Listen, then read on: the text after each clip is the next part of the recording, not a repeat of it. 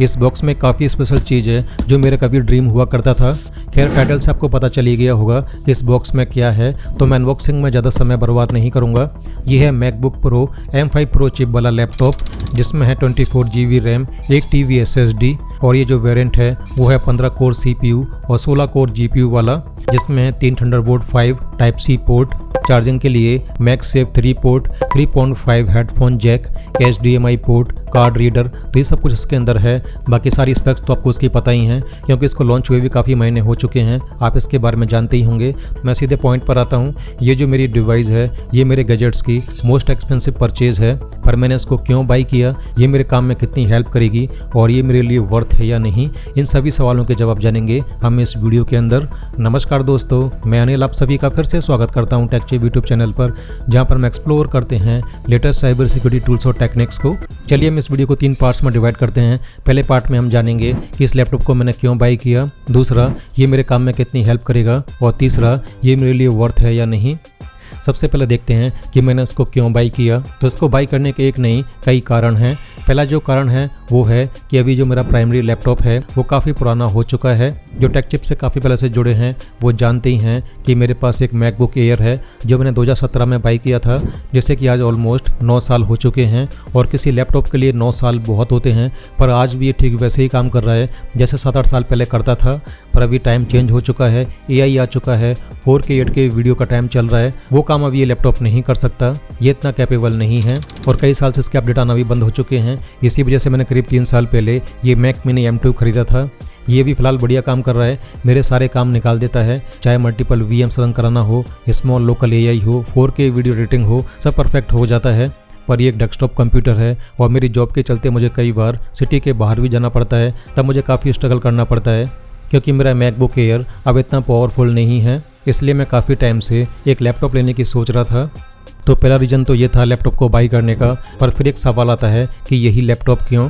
तो इसका दूसरा कारण है हाल ही में एप्पल ने रैम और SSD की बढ़ती डिमांड के कारण अपने प्रोडक्ट्स पर काफ़ी रेट बढ़ा दी है और ये हाइक कोई 5-6 हज़ार रुपये नहीं है, ये काफ़ी ज़्यादा है। और जब मैं ये वीडियो रिकॉर्ड कर रहा था तब मुझे पता लगा इसका जो एप्पल केयर प्लस का प्लान है वो भी करीब 3000 रुपये महंगा हो चुका है। तो सभी जगह रेट बढ़ चुकी है।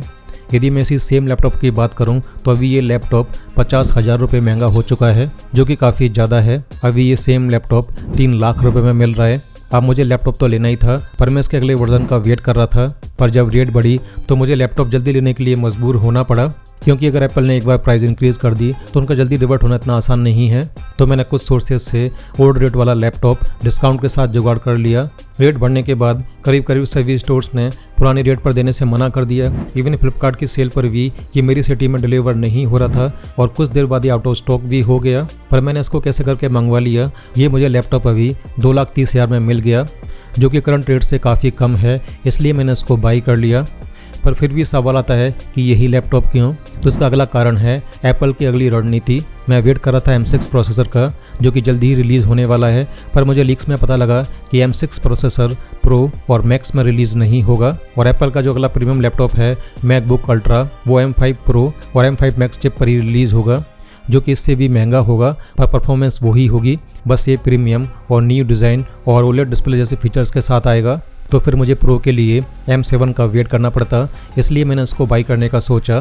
पर जैसा कि मैंने शुरू में बताया कि ये मेरा ड्रीम लैपटॉप हुआ करता था, पर अभी ये मेरा ड्रीम लैपटॉप नहीं है। मुझे चाहिए था कम से कम 48 GB रैम वाला, और प्रो चिप के अंदर जो उसका दूसरा वाला वर्जन आता है वो मेरा लेने का प्लान था, या फिर मैक्स चिप के साथ। पर ये जो कॉन्फ़िगरेशन है वो 5-6 लाख के आसपास जाती है, जो कि मेरे बजट से बाहर है। वैसे मैकबुक प्रो में M5 नॉन प्रो चिप वाला वेरिएंट भी आता है, पर बात वही है, वो इतना पावरफुल नहीं है। इससे अच्छा तो एयर ले लो M5 वाला, वो ज़्यादा सही रहेगा और इससे काफ़ी सस्ता भी पड़ेगा। तो इन सबको सोचते हुए मैंने इस मशीन को चुना, जो अभी भी मेरे लिए कॉस्टली तो है, पर मुझे भी करंट के रेट के हिसाब से काफ़ी सस्ती मिल गई, जिसका इसका बेस वेरिएंट ही 24 GB रैम और 1 TB स्टोरेज से स्टार्ट होता है।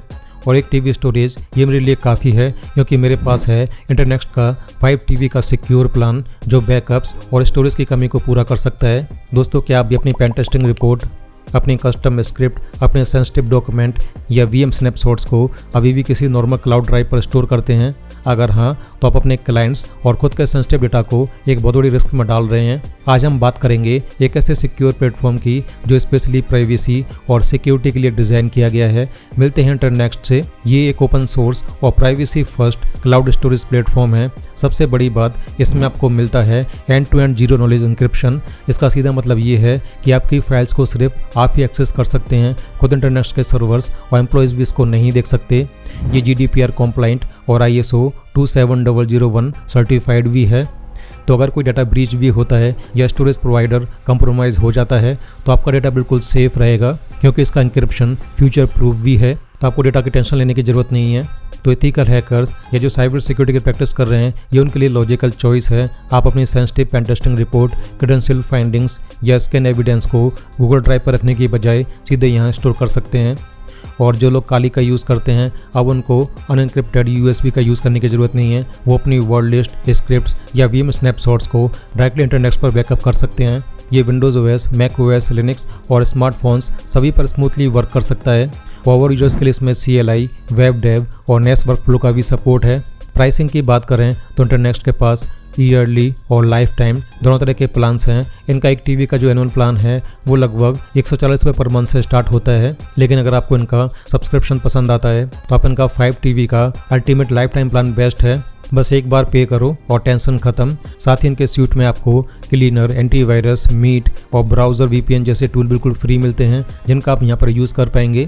तो आप सबके लिए मेरे पास एक स्पेशल डील भी है। मैंने डिस्क्रिप्शन में एक एक्सक्लूसिव लिंक दी है। उस लिंक पर क्लिक करके आपको लाइफ टाइम प्लान्स पर सीधा 90% का मैसिव डिस्काउंट मिलेगा। हाँ दोस्तों, 90% का डिस्काउंट, जो काफ़ी होता है, जो उनकी नॉर्मल वेबसाइट पर भी उपलब्ध नहीं है। पर आप इस लिंक पर क्लिक करके इस डिस्काउंट को ग्रैब कर सकते हैं। तो वेट किसका कर रहे हैं, लिंक चेक कीजिए। खैर, अभी हम आगे बढ़ते हैं। आप देखते हैं कि मेरे काम में कितना हेल्प करेगा।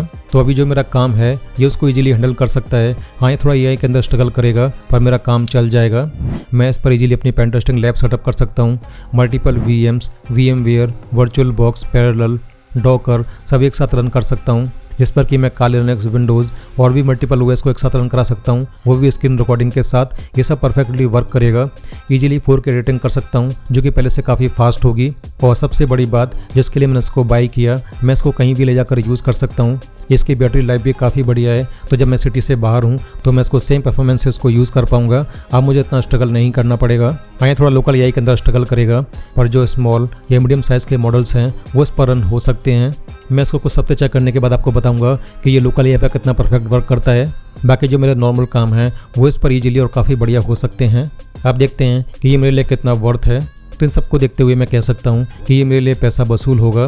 जब ये मेरा मैकबुक एयर 9 साल तक मेरा साथ दे सकता है तो ये तो इससे काफ़ी पावरफुल मशीन है। और जब मैंने ये मैकबुक एयर बाई किया था तभी मेरे दिमाग में यही ख्याल आया था, पर इसने मेरा काफ़ी साथ दिया। मेरा जो चैनल ग्रो हुआ है वो इसी लैपटॉप के साथ हुआ है। तो ये लैपटॉप मेरे पास ही रहेगा, मैं इसको सेल नहीं करूँगा। खैर, इसका आगे पता चलेगा कि जो मैंने इन्वेस्ट की है वो कितनी वर्थ है। मैं इसको टेस्ट करके आपको बताऊंगा।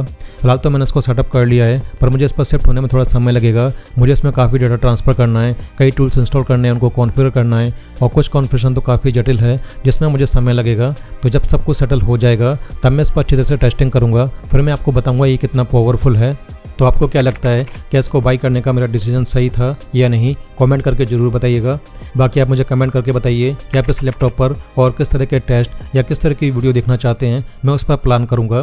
तो आज के लिए बस इतना ही था। आपको बताना था कि जो मैंने आप सबके सपोर्ट से न्यू डिवाइस ली है वो क्या है, ताकि आपको भी पता रहे। तो मिलते हैं अगली वीडियो में। कमेंट करके अपनी राय जरूर दीजिएगा। नमस्कार।